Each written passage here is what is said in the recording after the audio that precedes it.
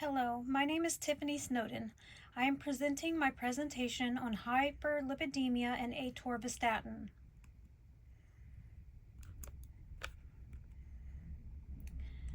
What is cholesterol?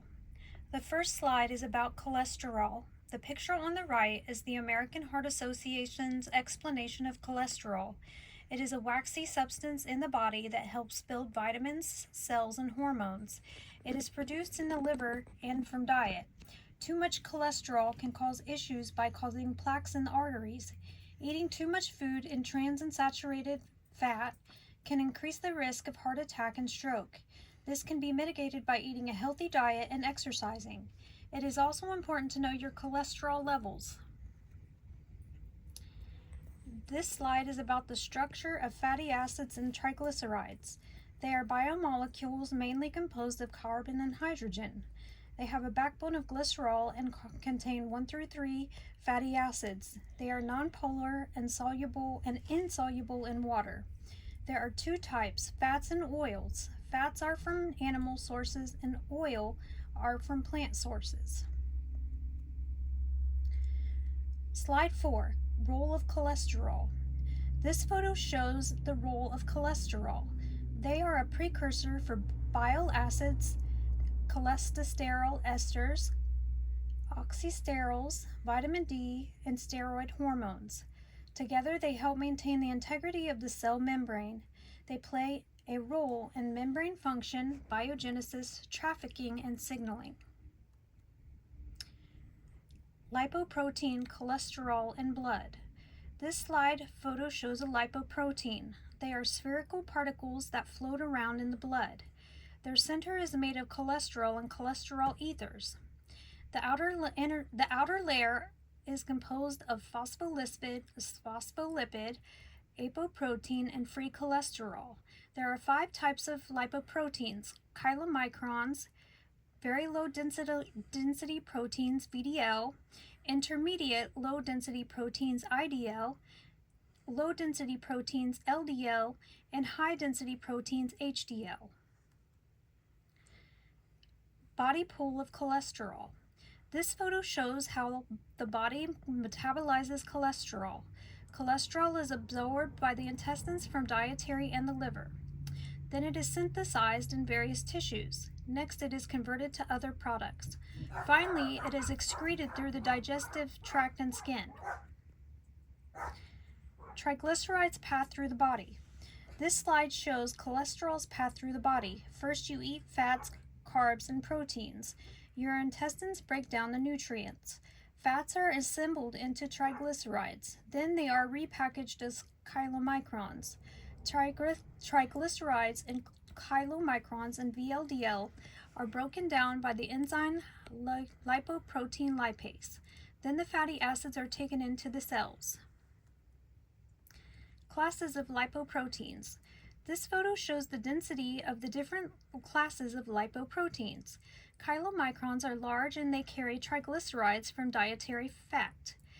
VLDL and lipoproteins that carry triglycerides. LDL are lipoproteins that carry cholesterol. Finally, HDL are lipoproteins that carry cholesterol. Endogenous lipoprotein pathway. This shows the endogenous lipoprotein pathway. This pathway begins in the liver with the formation of VLDL. Triglycerides carried in VLDL are metabolized in muscle. VLDL also metabolized in adipose tissue by lipoprotein lipase. Further, free fatty acids and IDL are formed. LDL receptor pathway. This photo shows the LDL receptor pathway. This pathway helps regulate cholesterol levels in blood and inside cells. It is part of a negative feedback system. LDL receptors bind to LDL in blood. LDLs are then broken down and utilized. Sterol regulatory binding protein pathway. This slide shows the sterol regulatory element binding pathway, or SREBP pathway. It is a feedback loop to maintain proper lipid levels.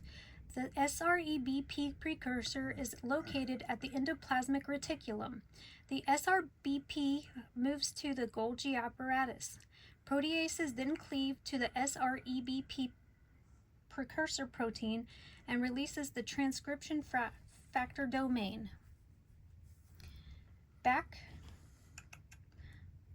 Transcription factor domain moves through the cytoplasm to the nucleus and increases transcription of target gene cells. It binds to sterile regulatory element DNA sequence TCA-CN-CCAC.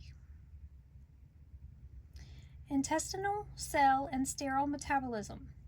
This slide shows the process by which intestinal cells absorb, modify, and package dietary sterols into lipoproteins for transport in the body. It is absorbed in the small intestine. Bile acids emulsify fat and cholesterol for uptake. Cholesterol is combined with fatty acids to form cholesterol esters. It then forms chylomicrons for transport into the bloodstream. Cholesterol structure.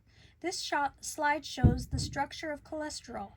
It is important in cell membranes. It is a precursor for steroid hormone synthesis. 20 carbons originate from acetyl-CoA. The start of synthesis involves the condensation of acetyl-CoA to mevalonate.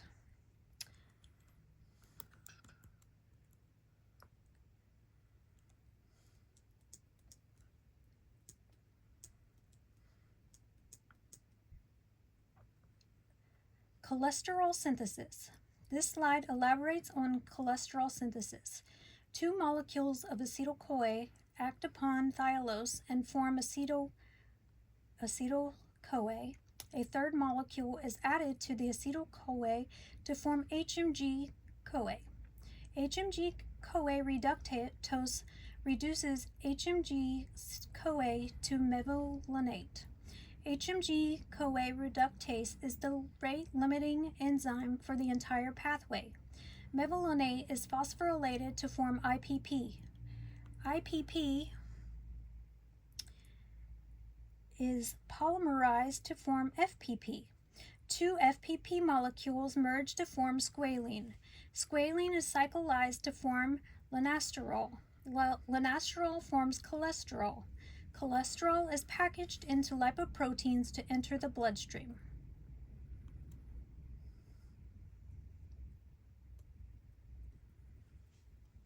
Fat synthesis.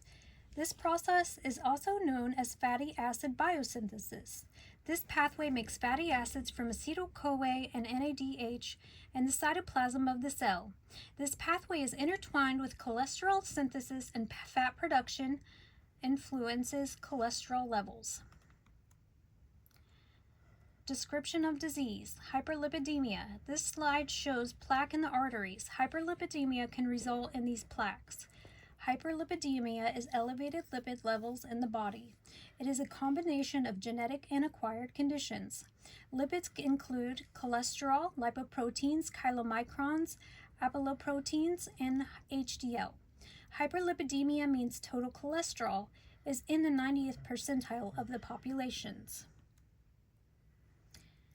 Signs and symptoms of hyperlipidemia. This slide shows common symptoms of hyperlipidemia. Many people have no symptoms. The most common are leg cramps, pain in the feet and toes, chest pain, trouble breathing, confusion, and weakness. Many people seek help from a physician if they are short of breath and have chest pain. Diagnostic tests for hyperlipidemia. A lipid panel is a blood test that measures lipid levels in the blood, as seen in this photo. Phlebotomists draw the patient's blood for analysis. The patient should be fasting for 8 to 10 hours prior to the procedure.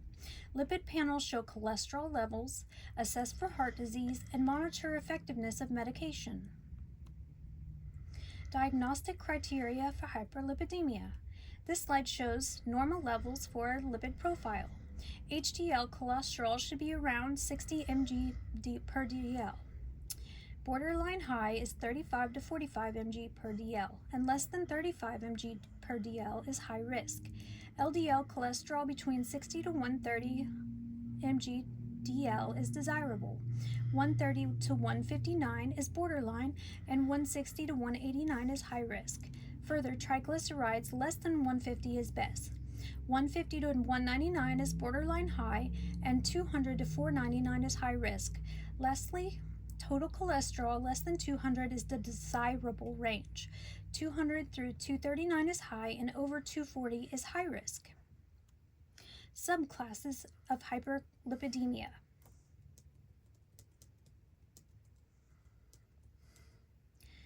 This slide shows primary and secondary causes of hyperlipidemia. Primary or familial causes are genetically linked and acquired at birth. Secondary or acquired causes form from an unhealthy diet, medications, diabetes, hypothyroidism, and an unhealthy diet. Differential diagnosis for hyperlipidemia.